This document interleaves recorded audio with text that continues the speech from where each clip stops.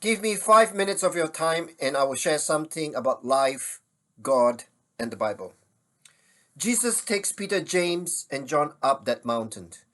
There he was transfigured before them. His face shone like the sun, and his clothes became as white as the light. Matthew 17, verse 2.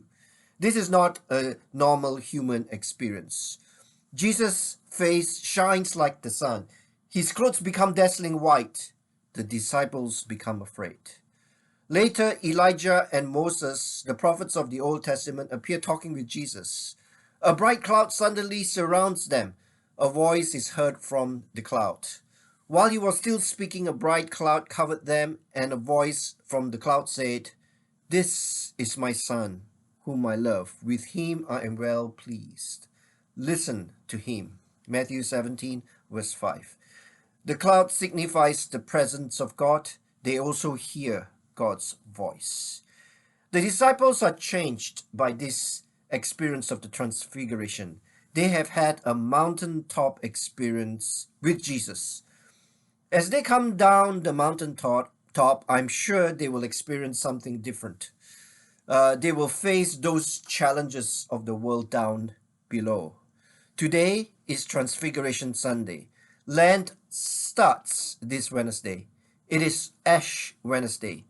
During Lent, we focus on the 40 days and the 40 nights of Jesus in the desert. We are about to come down that mountaintop. The New Testament Greek word that is translated as the word transfiguration is also used for the word metamorphosis that we learn in our biology classes at school. Metamorphosis is used to describe the process of transformation that a caterpillar goes through to become a beautiful butterfly. Libby has a daughter. When her daughter was 4, she was blessed to explain to her how a caterpillar changes into a butterfly. When our daughter was 4 years old, we received a chrysalis in a clear jar. I explained to her that it was God's plan for a caterpillar to change into a beautiful butterfly. We kept a close watch on it because we could already see the wings inside. Then one afternoon we saw that the butterfly was halfway out. Hurriedly we took the jar outside. The butterfly worked its way and stood on the rim of the jar, wobbling back and forth, hesitating.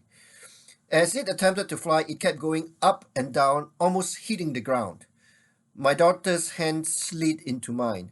"Do something, Mummy." Suddenly, the butterfly soared up and away. It struck me how we humans are often like that when we go through a major change, like moving to a new home, moving to a new school, or moving to a new job.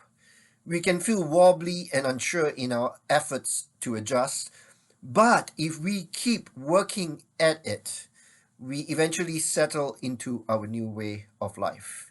God is an awesome creator who speaks to us through creation.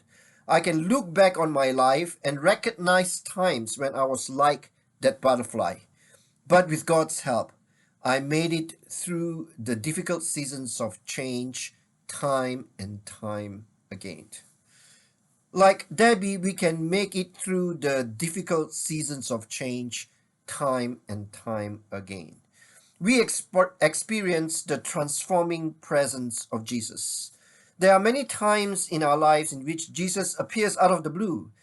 Jesus puts his gentle hand on us. God whispers his gracious words into our ears. "This is my son, whom I love. With him I am well pleased. Listen to him."